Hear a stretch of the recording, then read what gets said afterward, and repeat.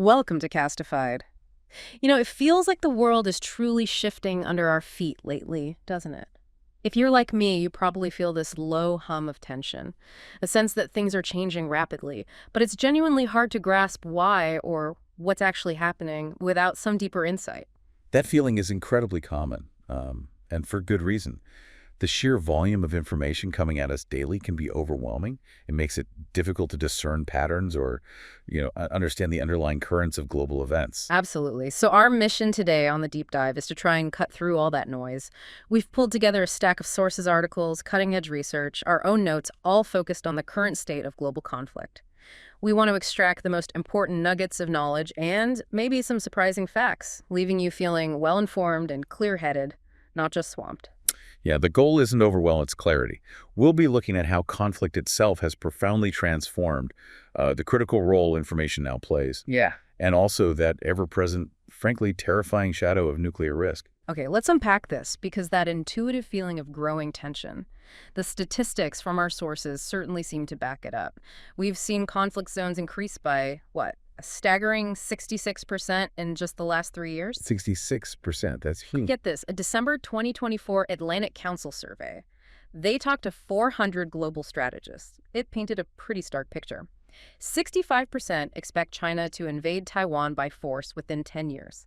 40% foresee a world war within a decade. Wow. And a full 50%, half, think nuclear weapons will be used in the next 10 years. 50%, that's sobering. It really is. Not to mention, 45% predict a direct Russia-NATO fight, and the spending numbers back it up too. World military spending, up by roughly 10% year over year. Which is the highest ever recorded by CIPRE, right? Oh. And marks a decade of continuous growth. Exactly. And since 2023 alone, 59 states erupted in war, the greatest number since 1946. And what's crucial to understand here, I think, is that many people still expect conflict to look like past wars. World War II, clear battlefronts, kinetic exchanges.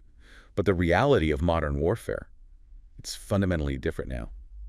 So how has it changed then? Are we still primarily talking about physical bombs and missiles, or is something else driving these numbers? It's significantly shifted. Traditional kinetic warfare, that's, physical bombs, missiles, tanks, soldiers, it's actually less frequent among major global powers these days. The new battlefield is, it's far more insidious. Insidious how? Think about it. A server farm, maybe 20 people, thousands of miles away. Yeah. They can potentially destabilize an entire government or society. Information itself, weaponized, digital tools, weaponized. This is essentially warfare on the cheap. It offers immense leverage at a fraction of the cost. That certainly explains a lot of the global tension we're feeling. So it sounds like information, or maybe the distortion of it, is really at the heart of this shift. Precisely. We're living in what people often call a post-truth society. With so much information everywhere, all the time, there's no longer a clear monopoly on objective truth or fact. It's not just fake news, then? No, it's deeper. Yeah. It's about the deliberate erosion of shared reality. It makes whole populations vulnerable internally in a way that, conventional warfare couldn't achieve. It fosters this constant state of tension, anxiety, making people incredibly susceptible to lies, conspiracy theories. And the old news sources are fragmented. Social media amplifies everything. Right. It's diluted, reliable information. And this feeds directly into polarization. Making societies vulnerable from within. Absolutely. This polarization, especially you see it in Western societies, makes them incredibly vulnerable to manipulation. Adversaries like Russia, China, Iran, North Korea, they can exploit these internal divisions, play political factions against each other to gain leverage. And it's interesting, it's not necessarily about making audiences ignorant. Sometimes it's about finding already receptive, maybe somewhat ignorant audiences, and then feeding them targeted messaging designed to influence their actions. The real difference now is just the sheer scale of it all. So it's truly a battle for the narrative itself. Who controls the story? Yes, exactly. The focus is entirely on who controls the story and how various agencies, intelligence agencies, governments, work tirelessly to grab it back when it gets hijacked. It's almost like running a kinetic war, a proxy war, and an information war all at the same time. Information is what drives most of this. And diplomacy is the only way out. According to our sources, it's presented as the only real hope to take it down, to de-escalate. We even see this play out in public diplomacy through social media. Like leaders using TikTok? Yeah, leaders using algorithms on platforms like TikTok, to convey messages to enemies, allies, neutral audiences. We saw it during the Iran-Israel conflict. It's amplified instantly. And it seems like our own internal political fights here in the U.S. can actually pose a national security risk. The sources certainly suggest that. That's a really critical point. Why are political sides sometimes so intent on taking each other down, even if it puts national security at peril? It sometimes feels like a negative headline about an opponent is prioritized over actual security concerns. Yeah. The CIA has this term, volume and speed, for covert influence ops. Social media algorithms, content creators, they've just vastly amplified both volume and speed. It makes the information battlefield incredibly dynamic, very hard to control. That makes a lot of sense. So moving on to one of the key ways modern conflict happens, which you mentioned proxy warfare. Yeah. It's heavily influenced by this warfare on the cheap idea. For those of us still trying to wrap our heads around it, what exactly is proxy warfare? Okay. Basically, it's when a wealthier nation-state funds, trains, maybe arms conflict in a less wealthy state. Usually, they exploit an existing civil disturbance or internal conflict. The goal is to decrease the capability of a primary target, but without directly involving the funding nation's own troops. Ah, okay. So they're using that intermediate nation to do the fighting for them, essentially. Pretty much. The funding nation gets the benefits of wartime action against a rival, but without the direct risks, no deploying their own citizens, less political fallout back home. Right. Avoids the body bags coming home. Exactly. We've seen this dynamic in places like Libya, Syria, Yemen, Afghanistan, Iraq. And perhaps the clearest examples right now are the conflicts involving Israel and Iran, and of course, Russia and Ukraine. You know, it's interesting you mentioned Israel and Iran is a proxy war. My initial reaction, and I bet some listeners feel this too, is to kind of push back a bit. Israel clearly has its own strong reasons for its actions against Iran. Yeah, and that's a very fair point. It's a common misunderstanding if you think of it as Israel being like a puppet or an unwilling agent. That's not it. The conflict between Israel and Iran, it's long-standing. It already exists. Right. The proxy relationship happens when a third party, say the United States, comes in and essentially pours gasoline on that existing fire. They provide more fuel weapons, intelligence, financial support, economic backing. So it's not that Israel wouldn't act anyway, but the U.S. enables it on a different scale. Precisely. It's not that Israel doesn't want to prosecute this conflict. It's that the U.S. provides enhanced means to do so. The benefit for the funding nation, the U.S. here, is weakening a rival without the direct costs and risks of engagement for its own people. So it's about an overlap in motives, even if they aren't identical, like a Venn diagram of shared interests. Exactly that. A Venn diagram is a good way to put it. Israel's reasons for wanting to diminish Iran might differ in nuance from the U.S.'s reasons, but the overlap, the shared interest, makes the proxy relationship work. Think about the Iraq War, actually. Our sources suggest, in a strange, ironic way, that it was partly a proxy war aimed at weakening Iran. Which ironically ended up strengthening Iran's influence in Iraq. Precisely the irony. The U.S. motivation often boils down to maintaining unipolarity, of being the single superpower for security, for resource control. That clashes directly with Iran's goal of creating a Shia crescent of power in the region. That's a really fascinating dynamic. This idea of unipolarity versus a multipolar world. Academically, multipolarity sounds more balanced, maybe fairer. But in reality, it seems countries still strive for dominance. It's almost like our cultural framework, especially in the U.S., forces this zero-sum game view onto global politics. Cooperation feels like losing. That's a really perceptive observation. Academically, yeah, a multipolar world sounds more stable, more cooperative. But in the real world, our sources suggest, once a nation becomes a near-peer competitor, it often feels it has no choice but to strive for dominance. It's like, the Olympics, there's only one gold medal. The U.S., with its global position, benefits immensely from being top dog, wealthiest economy, strongest currency, tech leadership. Maintaining that becomes the primary focus. And warfare becomes zero-sum. Someone wins, someone loses. Often, yes. Unlike diplomacy, where ideally multiple parties can find some common ground, some win-win. And this drive, this tension, it brings us back to something truly alarming, the proximity to nuclear war. You've said before, and it's stuck with me, that we're potentially one misunderstanding, one miscalculation away, or even one AI-generated viral video from nuclear annihilation. That's genuinely chilling. It is. And what's often overlooked by the public, a detail that our sources highlight as terrifying, is that the Pentagon routinely practices nuclear war scenarios. Routinely. 3 times a day. For each shift. They run simulations. Wow. We've had incredibly close calls. Stanislav Petrov in 1983, the Soviet officer, the man who saved the world. He saw what looked like incoming U.S. missiles on the early warning system. Protocol said launch a counterstrike. He judged it a system malfunction. He was right. Unbelievable. Now imagine a Cuban Missile Crisis level situation today, but throw in generative AI, creating fake videos, fake news reports, spreading instantly online, sowing confusion and mistrust. That's horrifying, but surely our intelligence services are sophisticated enough to spot a deepfake, right? The sources talk about how good they are. Oh, absolutely. Our intelligence infrastructure, and that of most nuclear powers, is incredibly sophisticated. They're constantly cross-referencing, looking for corroborating evidence. That's not usually the weak link.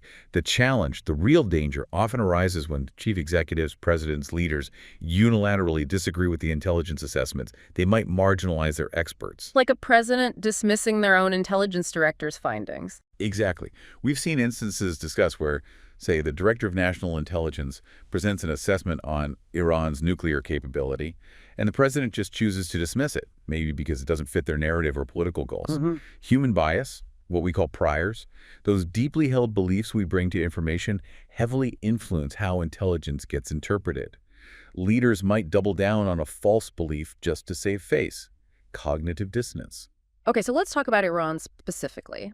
The nuclear question. There was Trump's decision to conduct strikes against Iranian targets. Was that right, given everything we've discussed about their program? Well, right is obviously loaded. But looking at the sources, Iran's relationship with the West since the 1979 revolution has been built on three pillars: independence from the West, hostility towards Israel, and exporting their revolution. These tenets make traditional diplomacy with the current regime extremely difficult, almost impossible, some argue, because if they abandon any one of them, the regime's internal credibility shatters.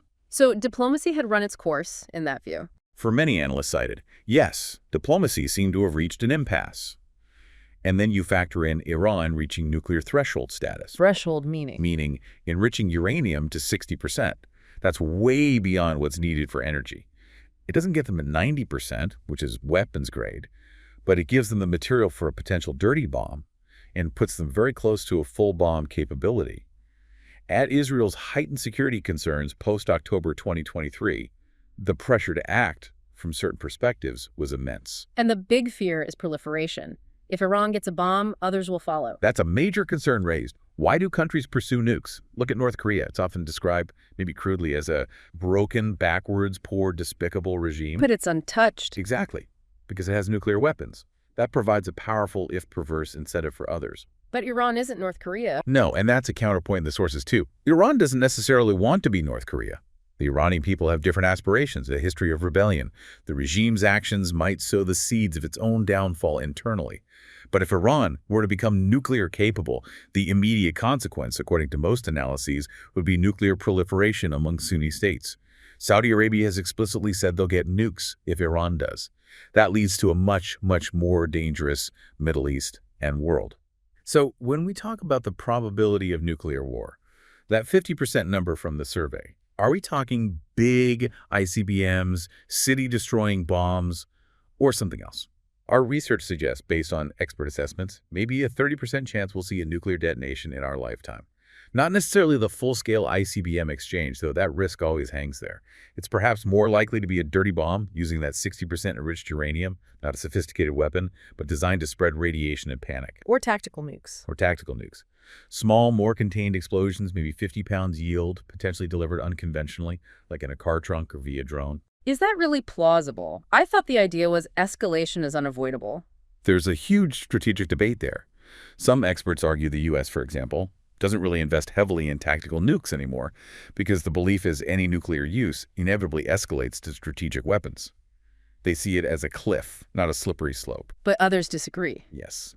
Other analyses point to increased investment globally in tactical nuclear warfare capabilities and suggest they could be seen as usable against specific military targets, even if official U.S. policy, for instance, says otherwise. It's a strategic paradox, really. But the core reason countries keep these arsenals is still deterrence. Mutual assured destruction, MAD. That's still the bedrock theory, yes. But the real nightmare situation discussed in the sources is non-attribution. Imagine a small tactical nuke goes off in a chaotic situation. Say, A Russian nuke stored in Belarus somehow ends up in Kiev via a non-state actor's truck. Or an Israeli covert offices inside Iran goes wrong. If it's unclear who is responsible, how do you retaliate? How does deterrence work? It could lead to uncontrolled escalation because nobody knows who to blame or how to respond proportionately. That's the fear. Okay, shifting focus slightly to other major flashpoints, Russia and Ukraine. How does that conflict end, and what are the latest signals we're seeing? Well, one recent development highlighted in the sources was Russia's use of a new intermediate-range ballistic missile, the Orashnik, in Ukraine. This was seen as a kind of disconcerting speech from Putin. A message. A message designed to remind the world, especially the West, of Russia's capabilities. But here's the crucial, fascinating detail.